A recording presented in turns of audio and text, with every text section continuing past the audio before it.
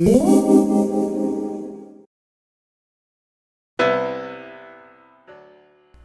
Gadgeteers, welcome back. Today we're going to have a look at the Akaso action camera known as the Brave 4.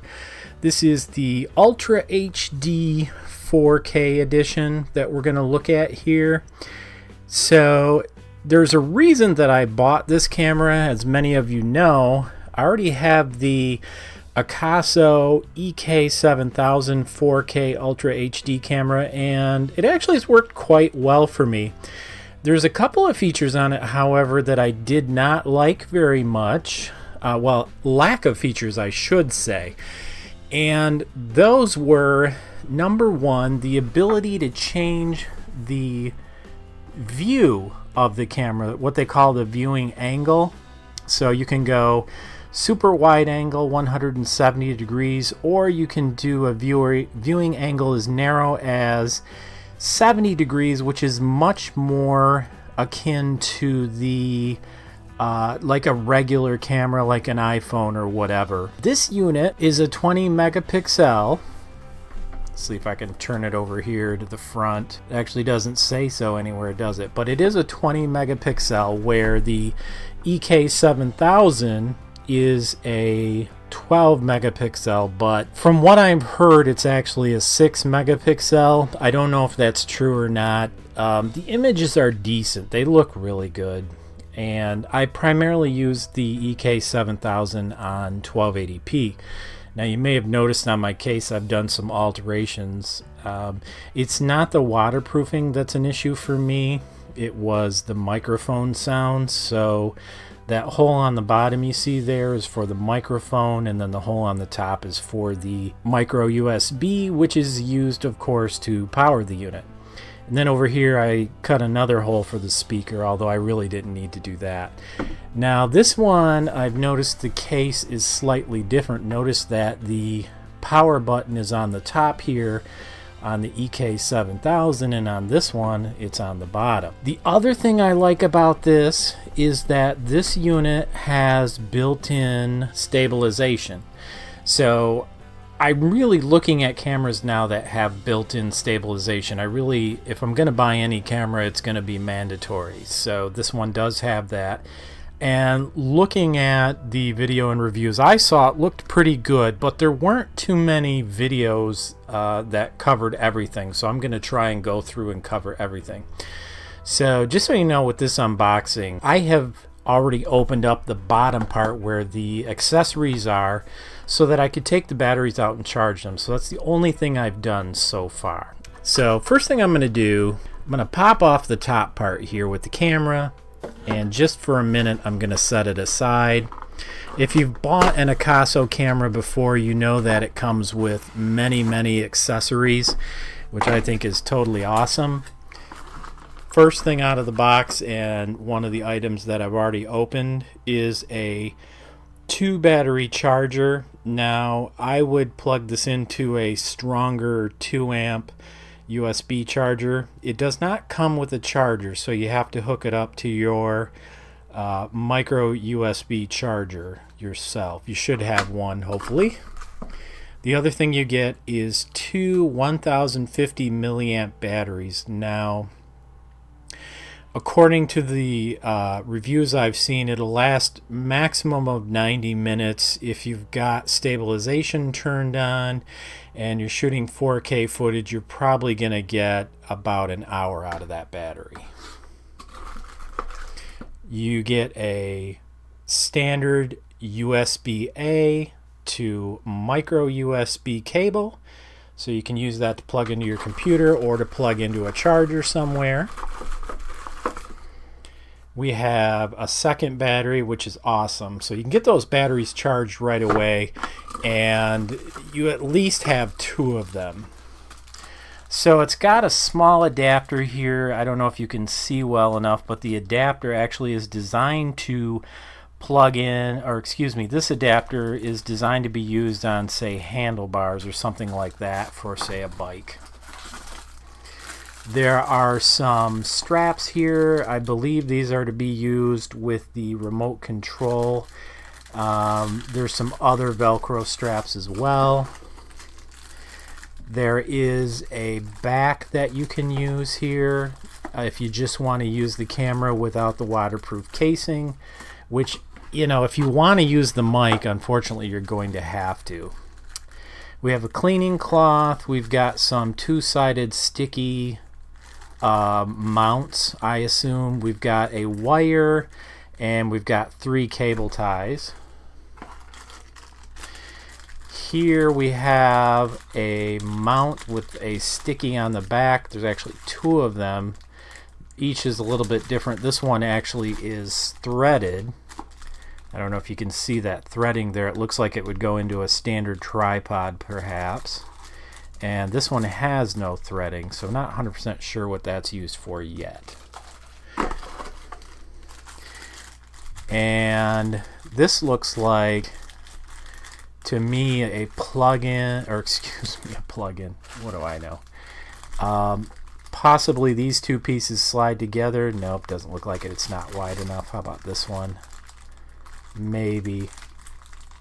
These 2 pieces squeeze in, and it looks like it could be mounted on a belt or maybe a head strip. Maybe that's one of those Velcro strips here could be used if you wanted to put it on your head.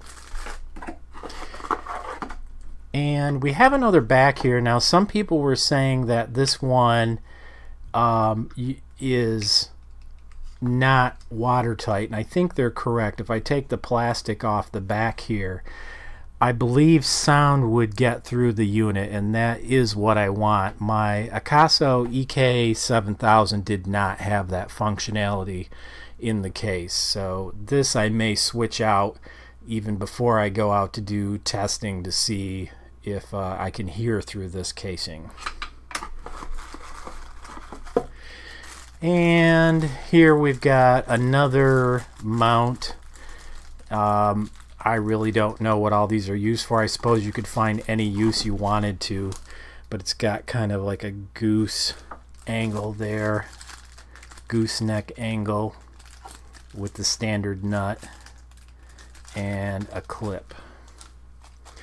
Looks like you pinch it and it slides on. I'm guessing that would go with that other piece we were looking at just a minute ago.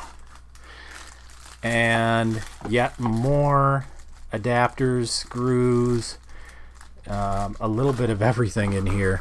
I bought some extras along with all this stuff when I bought the EK7000, and I've got like a chest strap and all that stuff, and I ended up using a lot of this to do that. Now this here, again, looks like a mount for a tripod.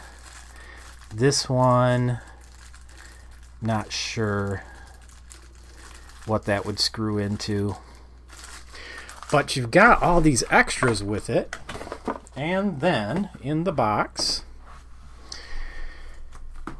we have a action camera 2.4G remote and user manual.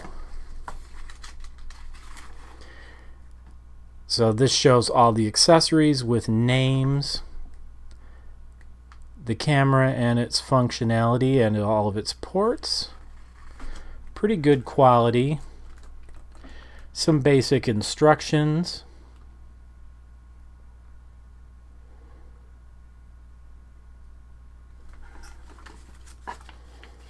And the whole thing looks to be in English. Surprise of surprises. This camera has Wi-Fi capabilities.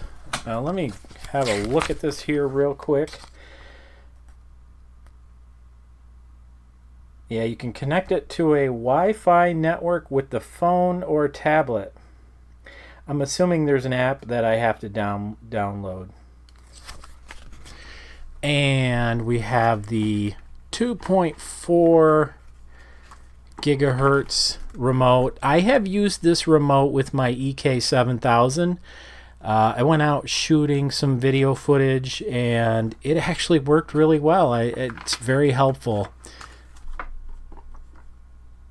And this one is in different languages, so there's only one page in reality here.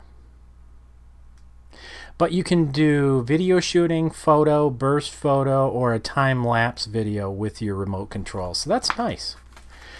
And by the way, this entire video I am shooting in 4K. That way, when I go outside to do shooting, I'm going to shoot everything in 4K footage so that you can see what its maximum capabilities are. And we're going to do it alongside the EK7000 and get an idea of what they look like.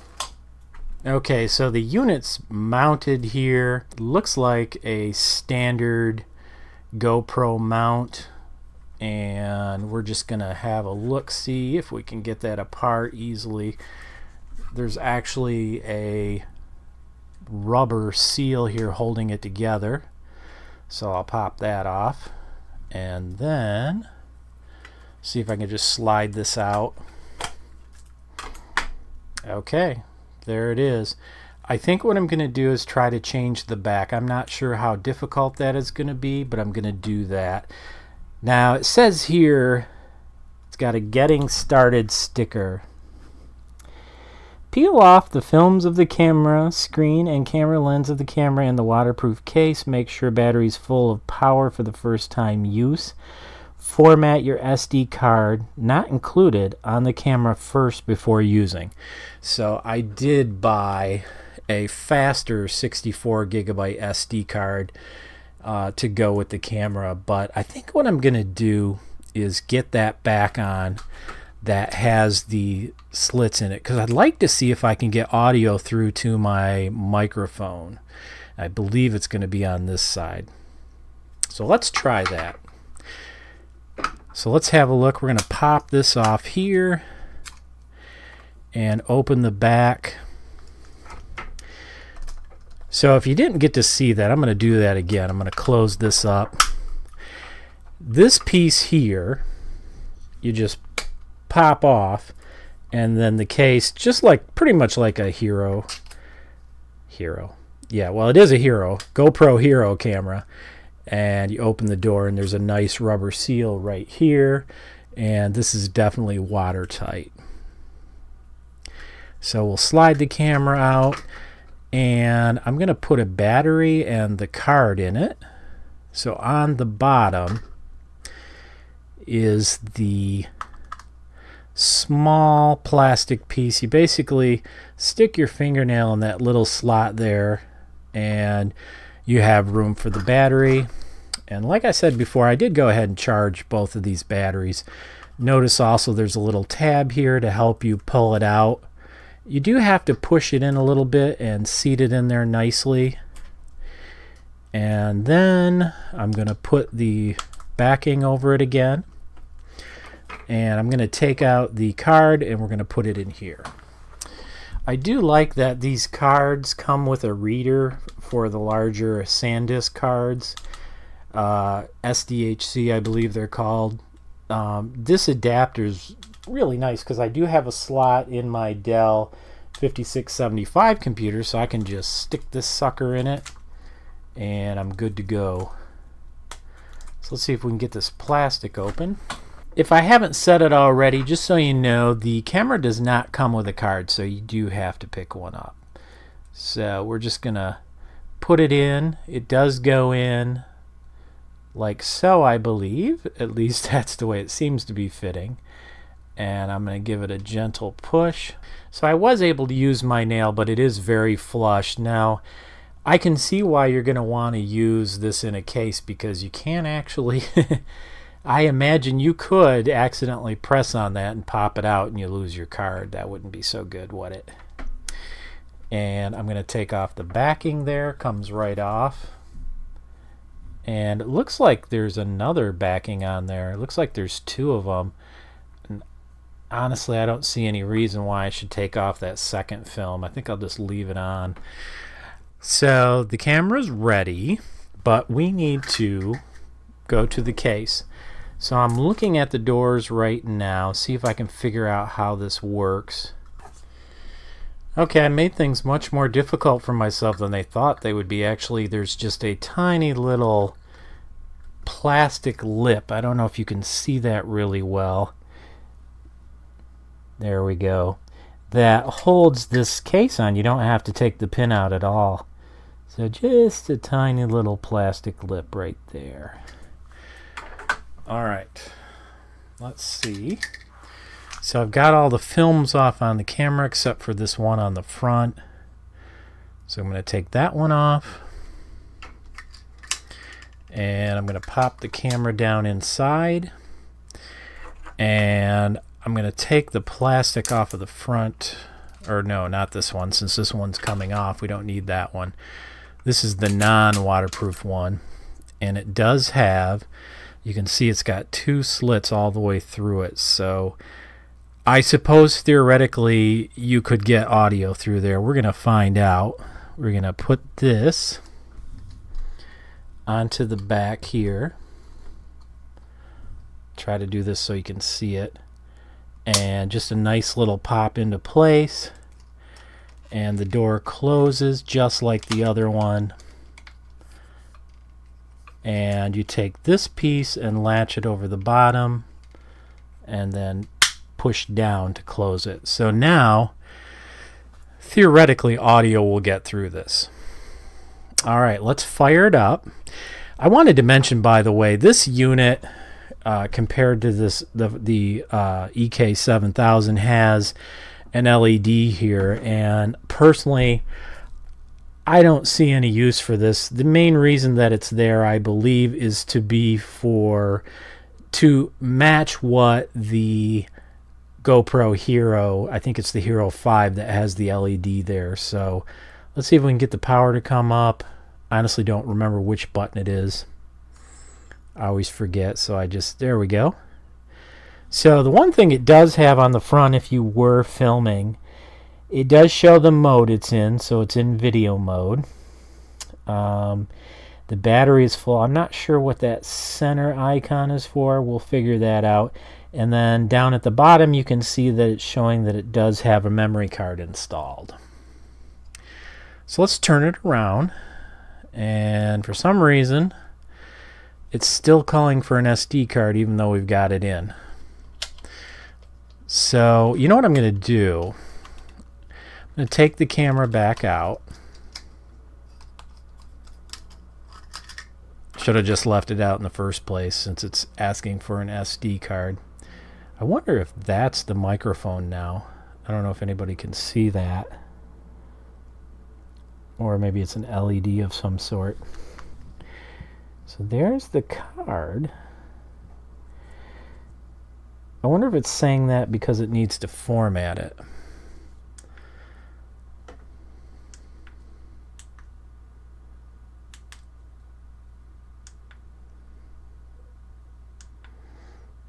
Okay, let's see if we can figure out.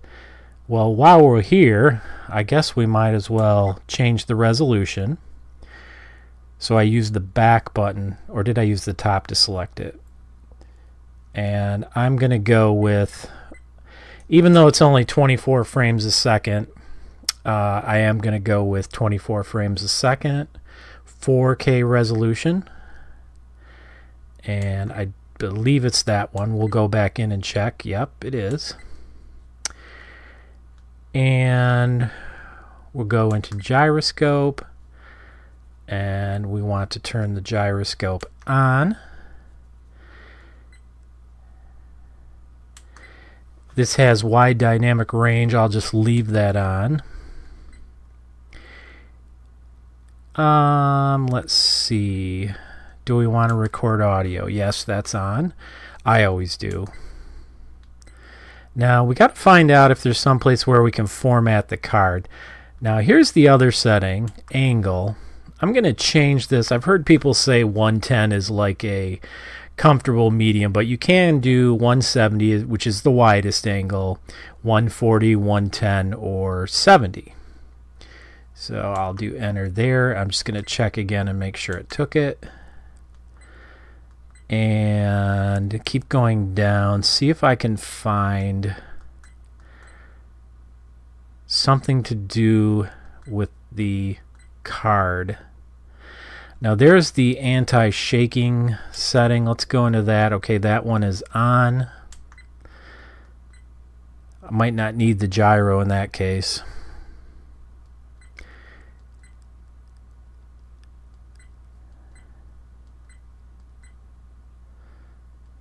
There's actually quite a few settings on this. And there's format. So I'm going to try and format the card.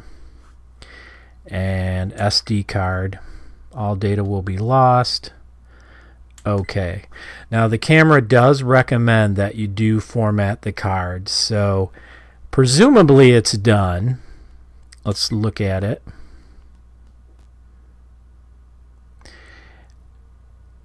I believe if I hit the button on the front here, mode button, it'll go back.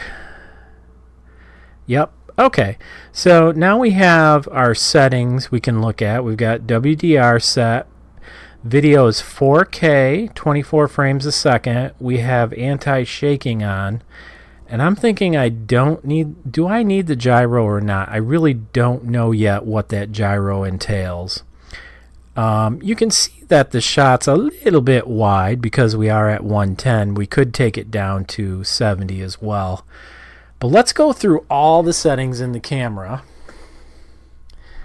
while we're here. So I'm going to press the mode button on the back. And again, and one more time. So 3 times I press the mode button on the back. So here's all the settings that we have. We can change the resolution, which we looked at. We can make it do a loop recording. If the video fills up on the card, it will start erasing the oldest video and just loop the video. We have the gyroscope setting, which I'm going to have to look into and see exactly what it does. I have a feeling it does help with the stability. Whoops, I pressed the wrong button. My apologies.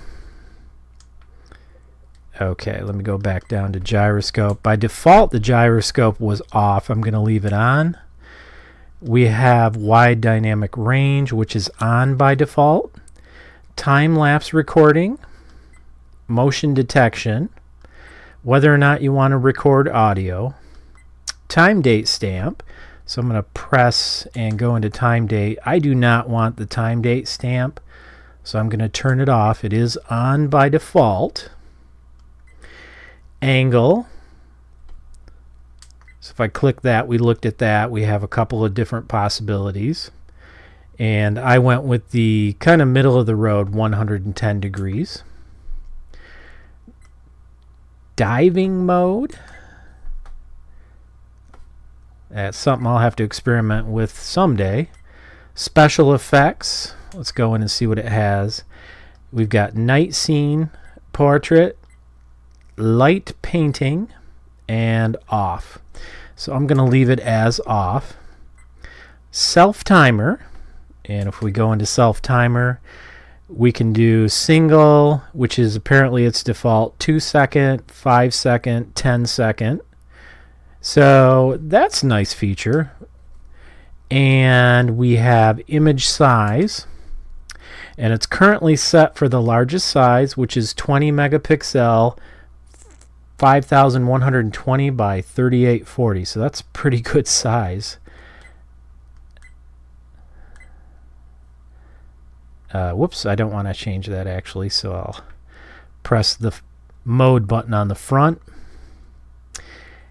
We have burst, so how many pictures get taken during burst, quality, sharpness, white balance, so we'll go check out white balance, auto, daylight, cloudy, tungsten. So there are some settings that you can apply, and fluorescent, which is very nice. And I'm going to press the mode button to escape without making a change. Color, natural, black and white, or sepia. We'll stay with natural. ISO settings, presumably for stills, not video. 100, 200, 400. So that's about all it has. I typically leave ISO on auto. Exposure value. We can add exposure or take exposure away. I'll leave it on 0 for testing purposes. Anti-shaking, which we turned on. Protect. Let's press in there. No file to protect yet because we haven't recorded anything. And Wi-Fi settings off or on. But I don't have the app right now. Whoops. Actually want to leave that off. And the date and time stamp, which we turned off. Auto power off. I'm sure by default, yeah, after 3 minutes it does power itself off if you're not using it. Beep sound, which you can turn off. Now I've heard if you leave the voice prompt on, which it is currently, it'll tell you when you have a low battery. So I'm going to turn the voice prompt off. On-screen display is on. Car accessory, presumably power from the car. Language, screensaver. After 1 minute, which is, I believe, this screen here, not the LCD in the front. Frequency in hertz, fairly important. We're actually 60 hertz here, so I'm glad I looked at that. I need to change that. And I'll press the top to save it. Format. Nope, we don't want to format the SD card, but we could. Go back to the default settings. Now, I don't think I want to do that, of course. And version. So we are the Brave 4 version IP S7789X8FX, and so on and so forth. Audio test on the EK7000 and on the Brave 4. This is an audio test without the case on, so both cameras currently do not have their cases on, and we're trying to see which one sounds best without the case. Audio test on the EK7000 and on the Brave 4. This is an audio test without the case on, so both cameras currently do not have their cases on, and we're trying to see which one sounds best without the case.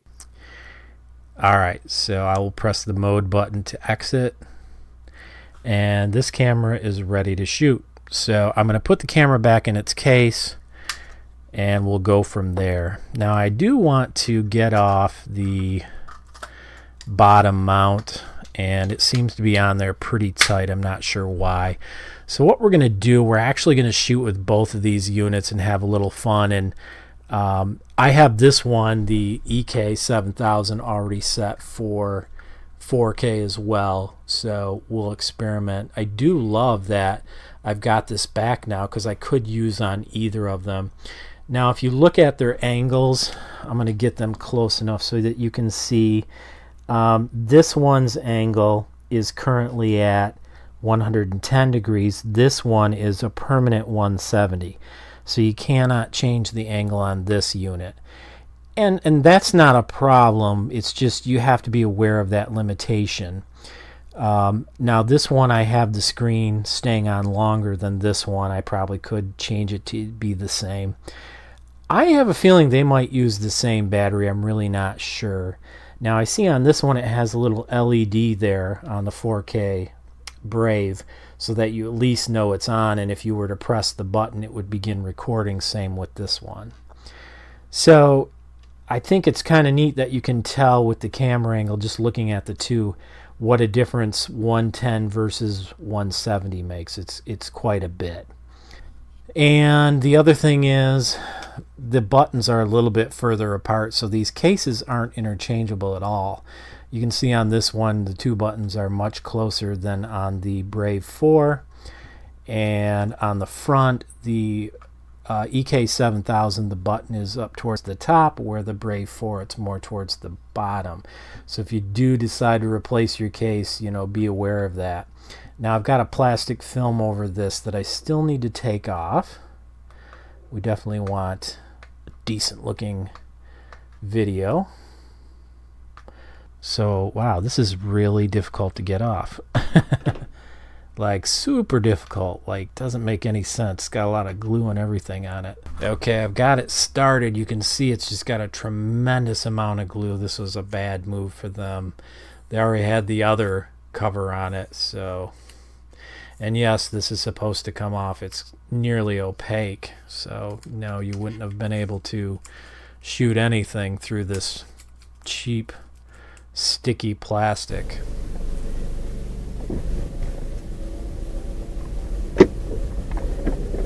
Well, as luck had it, I had the mic off, so I'm reshooting all my footage on the Brave 4. There's so many more features on the Brave 4, like the fact that you can turn the audio off. Also, I was looking at the gyroscope icon. So I've got one setting for stabilization, and it shows, you know, little shakes. And then I've got the gyroscope, which shows it kind of rotating side to side. So we're going to see how that does while I'm driving. So this first shot I'm going to do is just me driving and on a reasonably smooth road. And then what I'll do is I'll hold the camera up like I did before, and we'll see how it looks.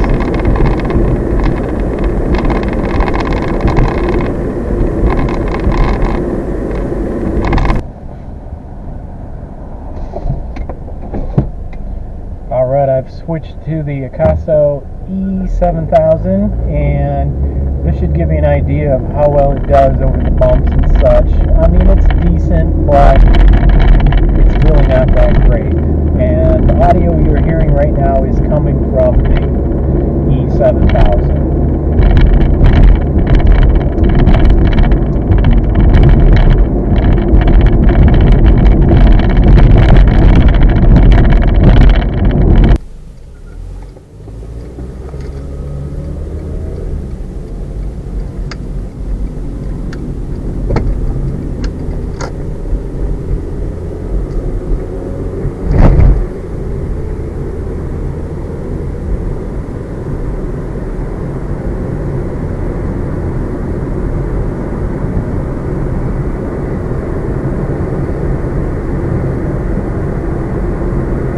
Alright, well, got the EK7000 and the Brave 4 both running at the same time. Just to note, the Brave 4 seems to get really warm when it's running. It might be the gyroscope function, so I'll have to do some experimentation and see what that really does for me. The other thing is, the battery looks to be at about 2/3 to a half, whereas the EK7000 is actually at about 75%. So I'm going to go ahead and switch these cameras around, and now we're going to do the walk test. I'm just going to hold each one in my hand and walk out to the mailbox.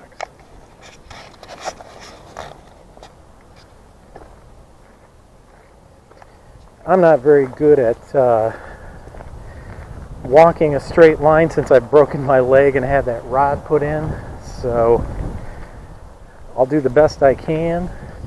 Alright. Some more walk tests. I figured I'd come out here with the puppies. Hey, Meadow! Pixie and Meadow.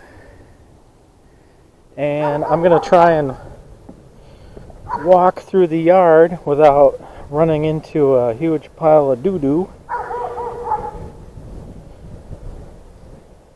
So we'll just take a walk out here in the backyard.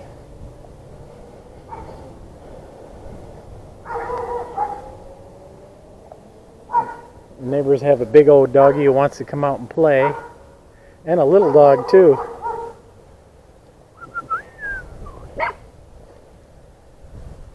What's up, buddy?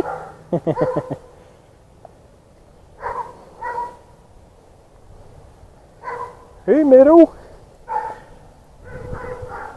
What's that doggy doing? And there's all that nasty creeping Charlie I've got to take care of. Alright, hush up, puppies. And dead grass. Hey, buddy. Hey, buddy. Hey, buddy. Say hello to the camera. Hey, Pix. Hey, buddy. Hey, Pix. Give your happy bark.